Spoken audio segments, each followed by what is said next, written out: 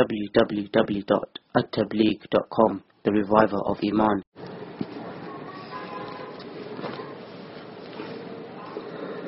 فمعناه يعني صار العالم هذا عالم المسؤولية، ليس عالم الهوى،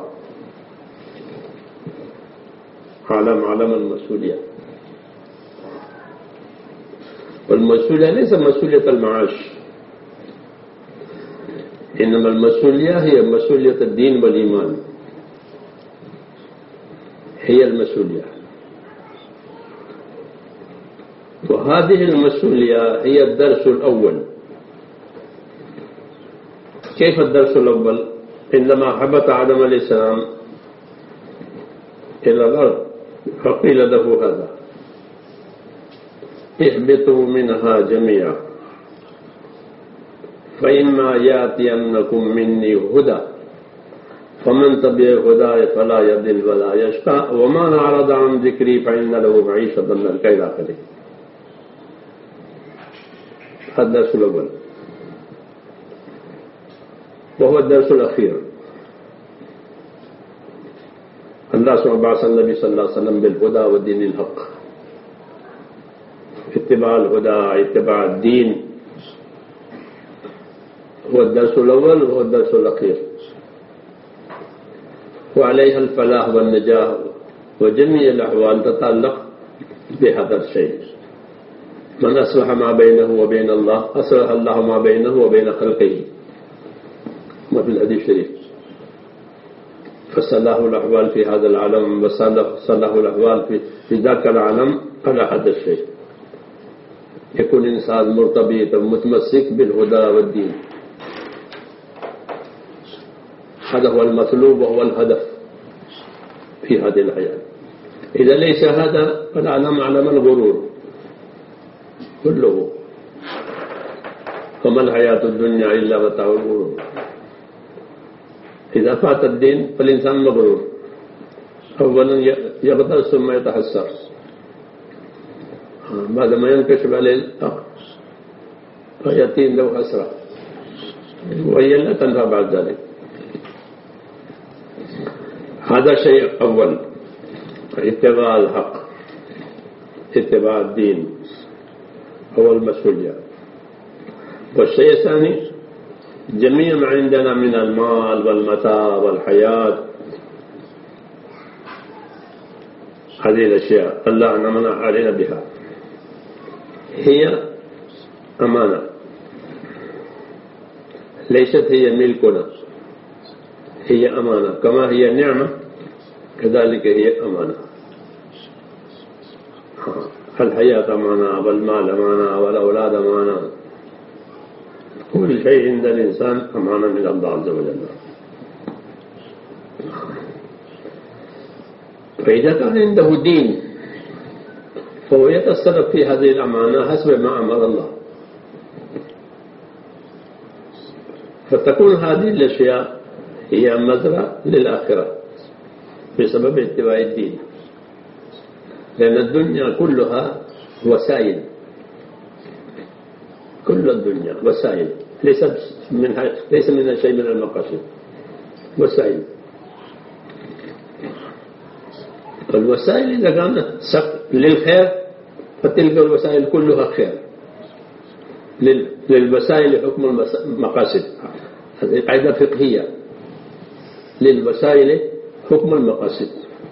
إذا كان المقصد طيب فجميع الوسائل إليه طيب، مثل الصلاة فخطبات والمشي والانتظار وبناء المساجد وتنظيف المساجد، كل شيء بعد، لأن المطلوب من الصلاة.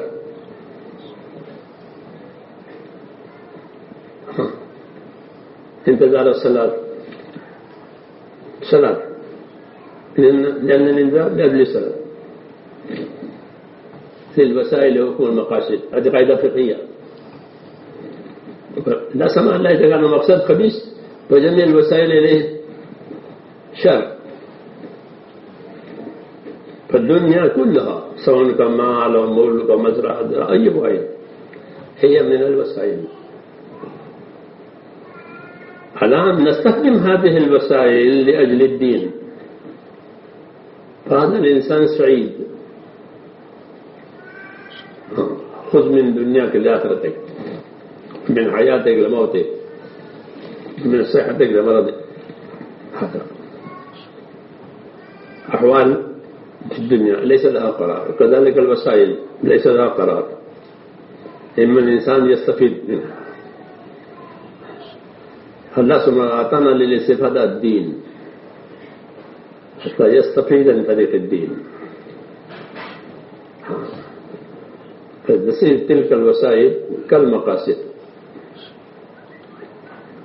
كل خطوة أنت ترفعها إلى المسجد تكتب حسنة وتمحى سيئة وترفع بها درجة أقل، لأن الخطوة هذه إلى المسجد إلى السماء. هكذا من أشياء الدنيا هكذا للوسائل حكم المقاصد. فصار الدين هو الهدف، هو المقصود والمطلوب. إذا فات الدين فلا خير فيه، مثل الروح إذا خرجت من الجسد فلا خير في هذا الجسد، لأنها أجساد كلها زيف بدون الروح. هكذا الله سبحانه أنزل الدين في هذا العالم، الدين كالروح، وكذلك أنزلنا إليك روحا من أمرنا. صار الدين مثل الروح. لذلك تمسك بالدين ودعوة الدين وفكر الدين هذا أهم شيء في هذا العالم. ثم الدين عندنا كامل، هذا شيء خصوصي لهذه الأمة. الدين الذي نعوتينا هو الدين الكامل من ناحية الإيمانيات، عبادات، معاملات، معاشرات، أخلاق. دين عندنا دين كامل من ناحية العلم، علم كامل. الله أنزل العلم على الرسول صلى الله عليه وسلم، فالرسول صلى الله عليه وسلم علم الناس هذا العلم حتى يتمسك الدين في هذه شؤون الحياة كلها. فلذلك كل إنسان هو مسؤول أولا عن نفسه، مسؤول عن نفسه. يا أيها الذين آمنوا قوا أنفسكم وأهليكم نارا. كل واحد هو مسؤول عن نفسه، يعني وقاية النفس من النار وهذه مسؤولية. هذا حق النفس، كما حاجة الحياة الطعام والشراب والسكن وغير ذلك. هي من الحقوق، ولكن هي الحقوق من جهة المعاش، حقوق من جهة المعاش هي طعام والشراب، ولكن هنا حقوق من جهة المعاد هو هذا وقاية النفوس عن النار. أما الإنسان يجهل عن هذا، يتفكر في حاجة الحياة. المطلوب وقاية الحياة، وقاية الحياة عن النار، وتلك بتمسك الدين. كان علي رضي الله عنه يفسر الآية بهذا المعنى: يا أيها الذين آمنوا قوا أنفسكم وأهلكم نارا، يعني يتعلم الدين، يتمسك الدين، حتى هذا التعلم وهذا التمسك يكون وقاية. هذه أول مسؤولية. كل واحد يصلح نفسه، يتمسك الدين في حياته الشخصية أولا، لأن الحياة شيء غالي، حياة شيء غالي. لابد أن تكون هذه الحياة حياة طيبة. هناك حياة طيبة وهناك حياة غير طيبة، فلابد هذه الحياة تكون طيبة. وكيف تكون طيبة؟ وبتمسك الدين. الله سبحانه يعطي حياة طيبة. من عمل صالحا منكم من ذكر أو أنثى وهو مؤمن فلنحيينه حياة طيبة، فيعيش في هذه الحياة بحياة طيبة نقية فيها إيمان، فيها الأعمال، فيها الأخلاق، فيها الإخلاص، فيها الأخوة، فيها المودة والمحبة والطمأنينة والبركات في الأسباب، في أسباب الحياة، لأن الحياة طيبة، فالحياة الطيبة هي تجلب البركات، بسبب الإيمان والتقوى تأتي البركات، لأنها طيبة وتجلب البركات في الأسباب والطمأنينة والمودة واستجابة الدعوة كذلك. في حياة طيبة الدعوات تستجاب. فهذه الحياة الطيبة هي معودة بشرط الإيمان والعمل، بشرط الإيمان والعمل، هي بشرط الدين، وإلا الحياة ليس فيها خير إذا فات الدين. لذلك الله تعالى بين أحوال الناس، هؤلاء الناس إنهم دنيا بأنواعها، كما اليوم الدنيا بأنواعها، ولكن فات عنهم دين فما بقي فيه خير.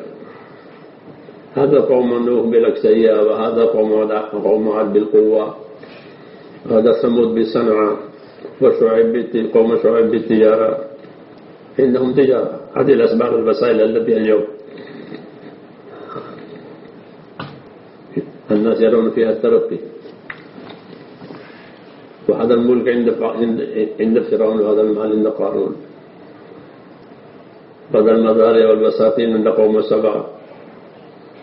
هذه الأسباب هي أسباب ما زالت في الدنيا غير فانية، تبقى في كل زمان. فالله سبحانه وتعالى هذا الأمر، أن هذه الأسباب فيها خير بشرط الدين والإيمان. ولذلك هؤلاء كلهم دعوا إلى الله، كل هؤلاء الذين هم هذه الأسباب هم دعوا إلى الله، يا قوم اعبدوا الله ما لكم من إله غيره.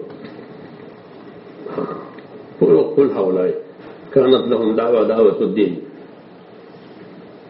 فهم رفضوا هذا الأمر، فما ربح واحد منهم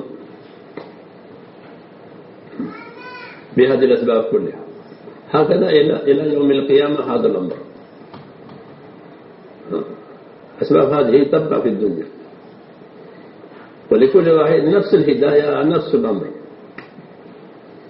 وكل واحد منهم بحاجة إلى الدين، مثل كل إنسان يحتاج إلى الماء. لا أحد يعيش إلا بالماء، بدون الماء كيف يعيش؟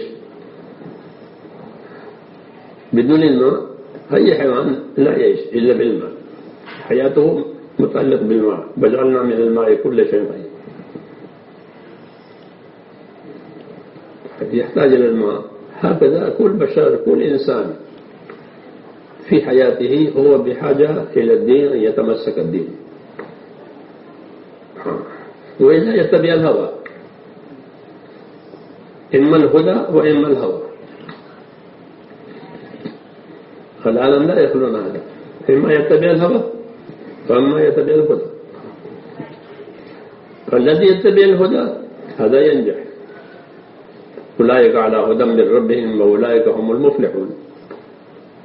فالذين هم على الهدى هم أهل الفلاح، والذي يتبع الهوى هذا يضل عن سبيل الله بسبب اتباع الهوى، ولا يجد أي ثمرة في الحياة إلا الحسرة في النهاية. لأن العالم هذا إذا ليس الدين فهو عالم الغرور، وهذا الغرور لا ينكشف إلا عند الموت.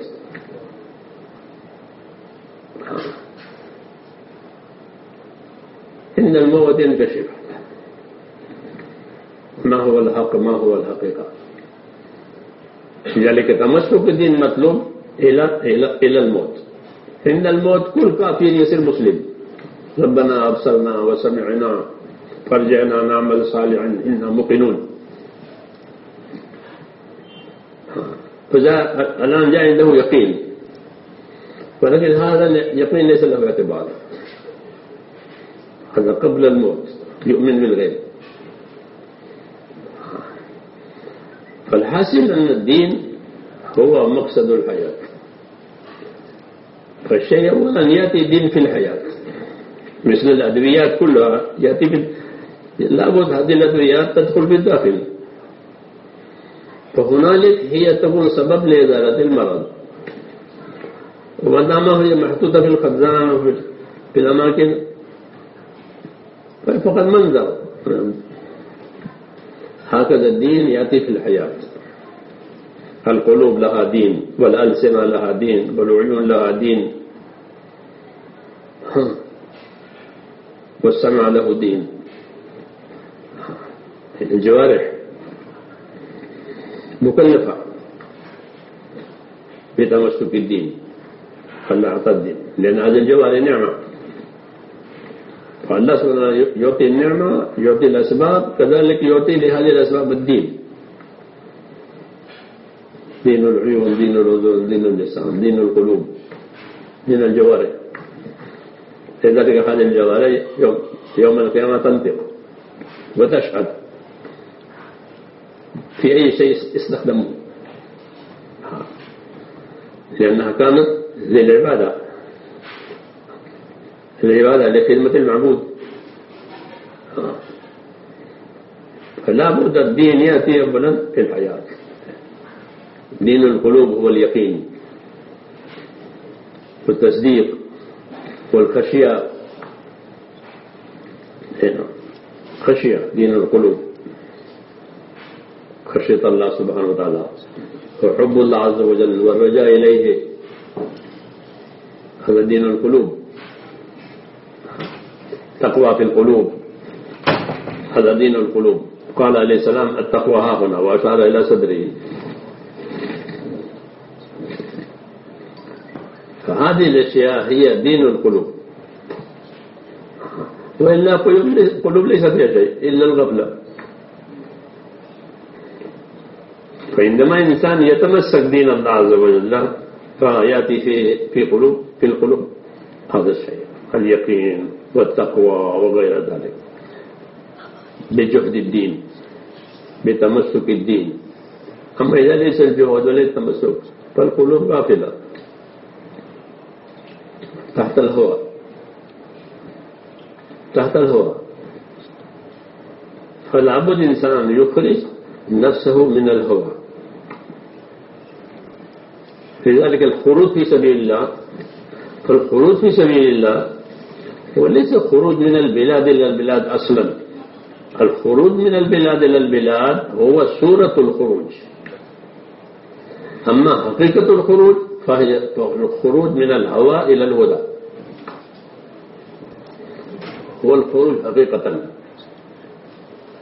يخرج في سبيل الله حتى يهتدي، أي يقوم بجهد الأوامر في الخروج، إيمان، أعمال، أخلاق. عامة الصحابة رضي الله تعالى عنهم عملوا 3 أشياء في أسفارهم وفي نفرهم: الإيمان والأعمال والأخلاق، وقدموها إلى العالم: إيمان، يقين، تصديق، ثم الأعمال، ثم الأخلاق. هذه أشياء أساسية عندنا. فهذه الأشياء أولا تأتي في حياتنا. يأتي الإيمان، إيمان قوي، والإيمان القوي هو العبارة أن هذا الإيمان يقيم صاحبها إلى فرائض الله، ويجنب عما حرم الله، ويشجع إلى ما يقتضي دينه. هذا الإيمان يقيم إلى فرائض الله. الفرائض هي حقوق الله، والإنسان لا يتقرب إلى الله عز وجل إلا بأداء الفرائض. سئل ابن عباس رضي الله تعالى عنه أن فلان هو يقوم الليل ويصوم النهار ولكن لا يحضر في الصلاة مع الجماعة والجمعة، فماذا حكمه؟ قال هو إلى النار. لماذا؟ لأن فاتت من الفرائض. التقرب إلى الله بدون الفرائض لا يمكن. ولأداء الفرائض لا بد من قوة الإيمان، وإلا لا يقوم لصلاة الفجر وهو يرى أن صلاة هذه فريضة، ولكن إيمانه ضعيف فلا يقيمه، هو مريض مثل المريض لا يقوم لحاجته، عطشان ولكن لا يقوم يشرب الماء لأنه مريض، هذا هو مريض، حيث إيمانه لا يقيمه إلى ما فرض الله، كذلك لا يجنبه إلى ما حرم الله. فالإيمان مع اليقين إيمان مع التقوى مطلوب، لأن اليقين يشد إلى طاعة الله، والتقوى يجنب عما نهى الله. إيمان مع التقوى، فإذا كان جهد الدين فيأتي الإيمان بالتقوى، وإلا تصديق ولا قيل، هذا ما اختلفنا فيه. إيمان مع التقوى، وهذا الإيمان يقيمه إلى ما يقتضي الدين. من لهذا الأمر؟ فيكون صحابي يقول أنا، هو يقوم، لأنه يرى أنه مسؤول بسبب الإيمان، هو مسؤول عن جميع ما فرض الله عز وجل أنت في سبيل الإيمان، فيقوم هو يضحي. فقوة الإيمان هذا مطلوب، وبدون الجهد كيف تأتي القوة؟ على أي أمر إنساني يقوم بالجهد يأتي قوة ذاك الأمر. الفلاح عنده قوة زراعة لأنه مجتهد فيه، هكذا المؤمن إذا كان جهده حول الإيمان فيأتي قوة الإيمان، هو يمتثل أمر الله بالتعظيم وبالخشية بسبب قوة الإيمان، امتثال الأمر بالتعظيم. دخل ابن مسعود رضي الله عنه في المسجد، وإذا الرسول صلى الله عليه وسلم على المنبر يقول اجلسوا، وجلس على الباب. لماذا؟ تعظيما للأمر، مع أن الباب ليس مكان جلوس، مكان مرور، فكذا هو جلس على الباب. اجلسوا، الرسول صلى الله عليه وسلم نظر إلى أنه جلس على الباب لما سمع هذا، فقال تعال يا عبد الله، فجاء، وإذا هو ما استطاع أن يتجاوز بعدما سمع يجلسوا. هذا المؤمن، إيمان مع التعظيم، إيمان مع الأدب. لذلك الله عز وجل رضي عنهم وسماهم صادقون، سماهم صادقون لأنهم صادقون. الله قال صادقون للمهاجرين والمجاهدين،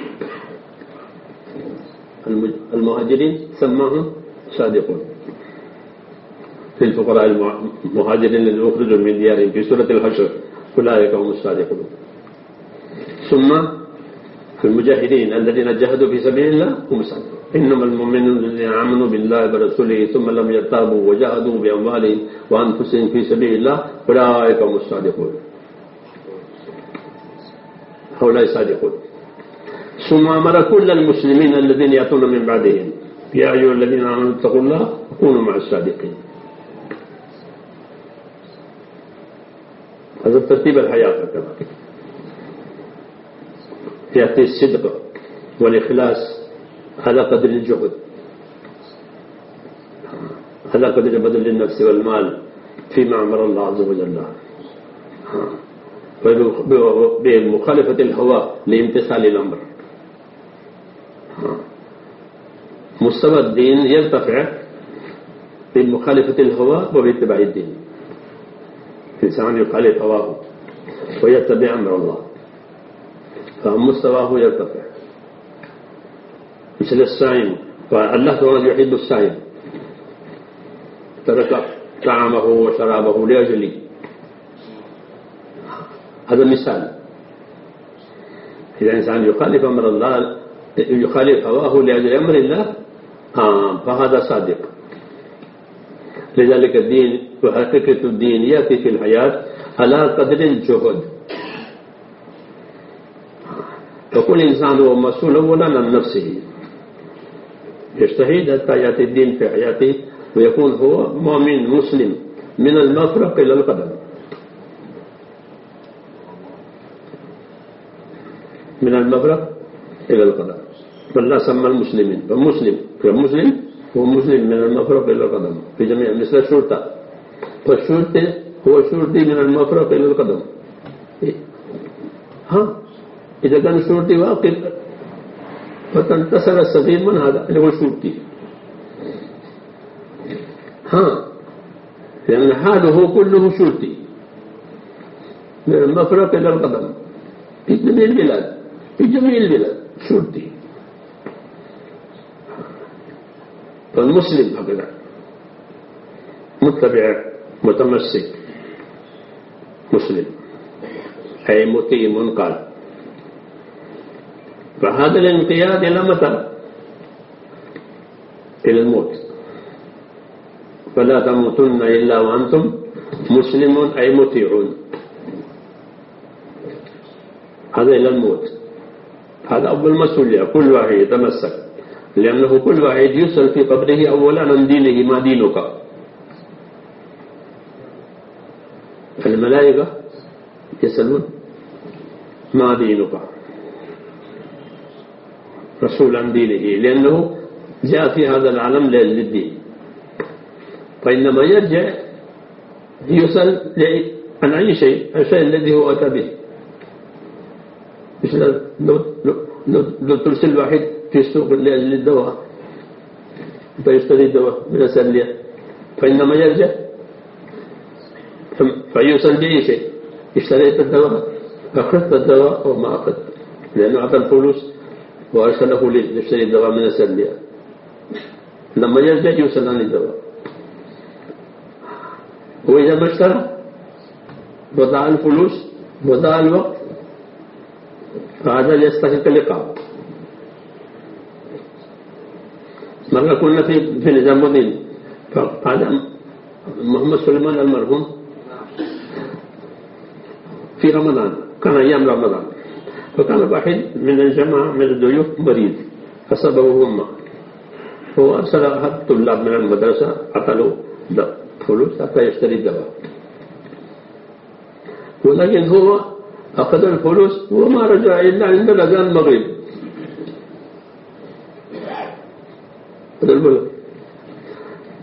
فلما رآه سأله الدواء فضرب الكف فورا. قال أنا أعطيته فلوس وهذا مريض. هذا مثال. فكل إنسان مبعوث في هذا العالم لأجل الدين، فعندما يرجع إلى القبر يسأل عن دينه.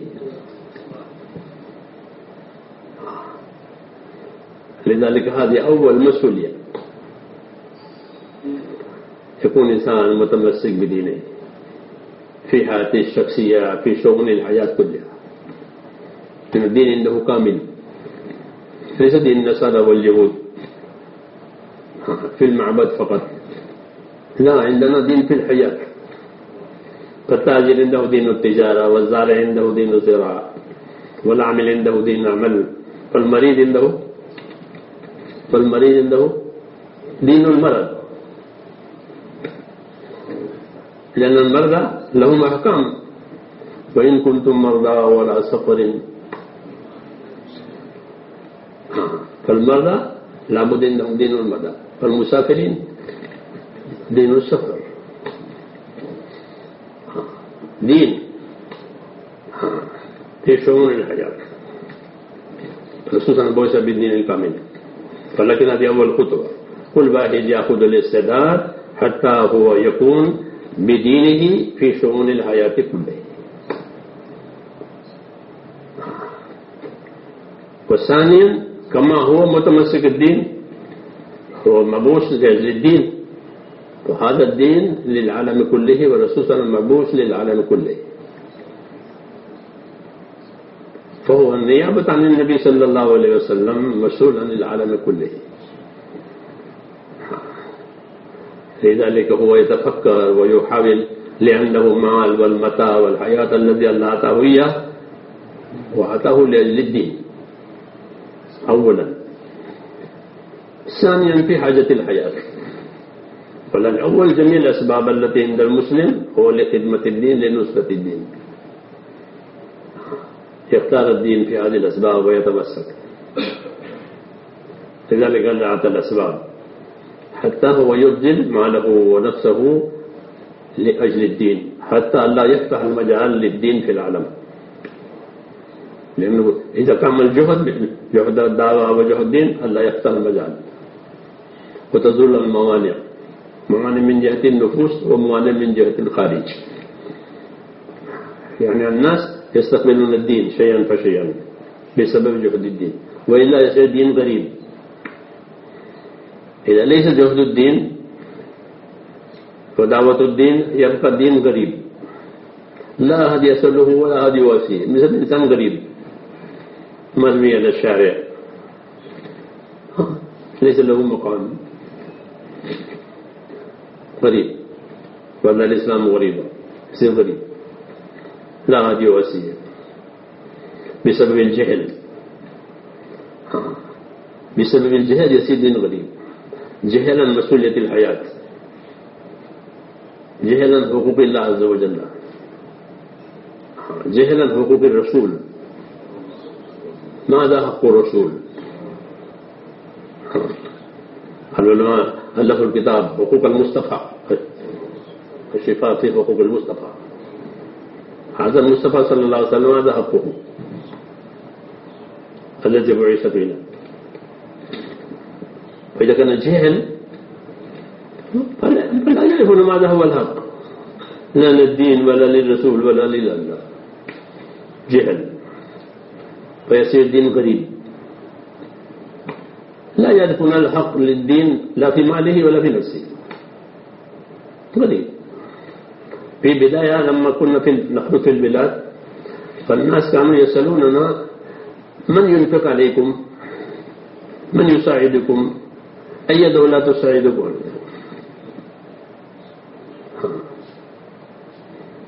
لماذا؟ لأنهم لا يحسبون أن الدين له حق، حتى واحد يبذل نفسه يبذل ماله. لأنه لو كان يبني واحد بناءه فهل أحد يسأل من أعطاك هذا المال لبناء البناء؟ أو تشتري سيارة فلا أحد يسألك من أين لك هذا المال. ولكن الدين صار غريب، ليس له مال وليس له مجال.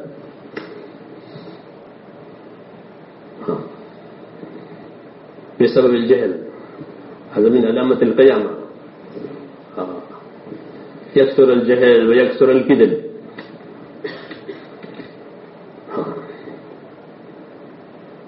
فلذلك في هذا الجو القيام بأمر الدين أمر عظيم عند الله،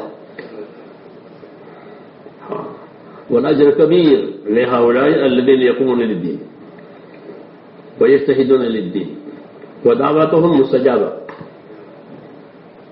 لأنهم في هذا الجو يقومون بهذه الخدمة ويفتحون المجال للدين. كما أن الصحابة قسم الذين هم دخلوا في الإسلام قبل فتح مكة وقسم بعد فتح مكة، فلا فرق بينهم. الذين هم أنفقوا قبل فتح مكة والذين بعدهم هذا ليس مستويين. لا يستوي منكم من أنفق من قبل الفتح وقاتل، أولئك أعظم درجة، لأن كانت موانع في ذاك الزمان. فهؤلاء قاموا بالجهود وبذلوا حتى الله فتح الباب، حتى فتحت مكة. عقبة كبيرة هي عقبة مكة فتحت، ثم بعد ذلك الناس أسلموا فصار السهولة في الدين، فصار بينهم فرق في الدرجات، وكل بعض الله الحسنى. هكذا في هذا الزمان لما يكثر الجهل يكثر الكذب، فالذين يقومون لهم درجات عند الله، ثم لما ينفتح الأبواب فالآخرون يتبعون فلهم أجر. الدال على الخير كفاعله لذلك أجرهم أكثر. لذلك نحن مسؤولين في هذه الحياة لهذا الأمر. يأتي الدين في حياتنا وكذلك في حياة العالم. رسول صلى الله عليه وسلم مبعوث إلى العالم كله وهذا معروف. فما معنى مبعوث؟ يعني رسالته للعالم كله. فما الذي يبلغ؟ الذي يصدق الرسول، يؤمن بالله، يؤمن بالرسول صلى الله عليه وسلم، هو الذي يتمسك دينه وهو الذي ينصر دينه. نصرة الدين مسؤولية كل مسلم، يتمسك دين في حياته وكذلك ينصر دينه حتى يأتي هذا الخير في العالم. فصارت مسؤولية النصرة إلى المسلمين كافة. يا أيها الذين آمنوا كونوا أنصار الله. صارت النصرة هي مسؤولية، وبدون النصرة الدين لا ينتشر. مثل بدون الماء لا ينبت شيء. بدون الماء كيف ينبت شيء؟ لا ينبت شيء من الأرض إلا بالماء. هذا الدين لا يقوم إلا بالنصرة، نصرة الدين. فالنصرة معناها سقاية الأرض باللغة العربية. سقاية الأرض نصرة. مثلا المعنى المتبادل مدد. نصرة يعني مدد. المعنى متبادل أقرب إلى الفهم. أما المعنى الأصلي الحقيقي هو سقاية الأرض نصرة. فالذي ينصر دينه كأنه يسقي الزرع، وإذا ينقطع الماء فيموت كل الدين. فصار الناس اليوم لا يعلمون محمد رسول الله. اليوم من محمد رسول الله؟ اليوم فش الجهل وانقطعت النصرة. فهذه مسؤولية اليوم. نحن نفرغ الأوقات ونخرج في سبيل الله. أهم شيء وأعظم شيء من ناحية الأجر تفريغ الأوقات حتى نتعلم هذا الخير بوصوله وبآدابه ثم ننشر في الأرض. هذه دعوتنا وهذه أمانة علينا جميعا. إن شاء الله بالاستعداد كل واحد يسجل نفسه ويرتب الترتيب في حياته. ليس شيء غير معروف لدينا، هذا شيء معروف. فكل واحد يرتب الترتيب في حياته. إذا ليس الترتيب فلا يستطيع أن يقوم، لأن أمور الدنيا متراكمة فوق بعض. إنسان لا يتخلص عنها إلا بتفريغ الأوقات وبالترتيب العمل. فالحمد لله الترتيب معروف، كل واحد يرتب الترتيب في حياته. هذا أمانة. كل ترتيب كل يوم، كل أسبوع، كل شهر، كل سنة بالترتيب. بالترتيب يصير عمل سهل، وبدون الترتيب مشكل. كل شيء بالترتيب سهل. تفتح الماكينة وتسد الماكينة بالترتيب سهل. فبدون ترتيب صعب. هذا اليوم صار الدين صعب لأنه ما بقي ترتيب، فصار أمر الدين صعب لأن أمور الدنيا متراكمة فوق بعض. لا يجي إنسان مجال إلا بالقوة يرتب الترتيب. فالصعوبة في البداية، أما إذا قام الترتيب فسهل. إن مع العسر يسرا. هذه دعوتنا إليكم. كل واحد يرتب الترتيب ويتفكر في حق نفسه، في حق أهله، وفي العالم. الحمد لله الله أكرمنا بالدين فنشكر الله عليه. والشكر من آثار الشكر الاستقامة. من آثار الشكر الاستقامة. الذي يستقيم على دينه هو شاكر.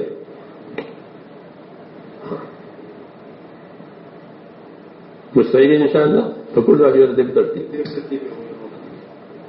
يفرق الأوقات ترتيب معروف، ليس شيء جديد. بس لابد يشجع نفسه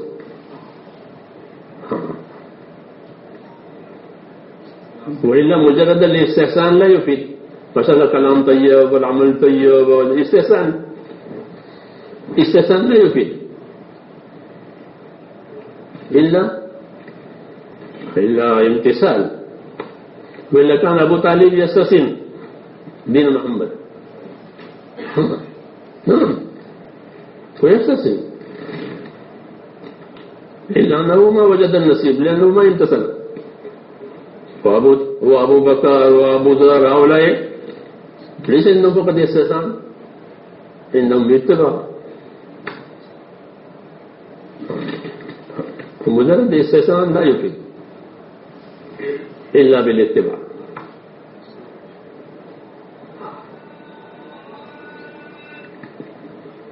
سبحانك اللهم وبحمدك.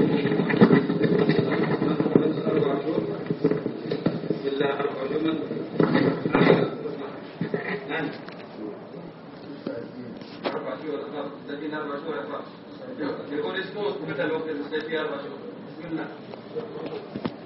بسم الله ما عندك كده لازم يجي لنا الشيخ فرنسي ورق خد ورق الشيخ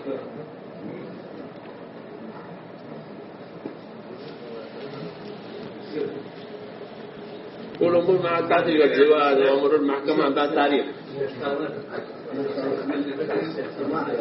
والأمور مع التاريخ، أمور الزواج أمور المحكمة وبالتاريخ وإلا لا ينتهي الأمر.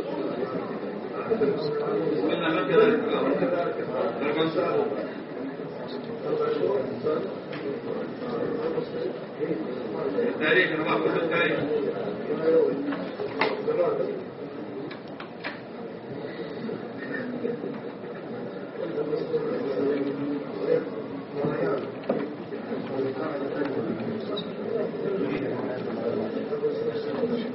بسم الله.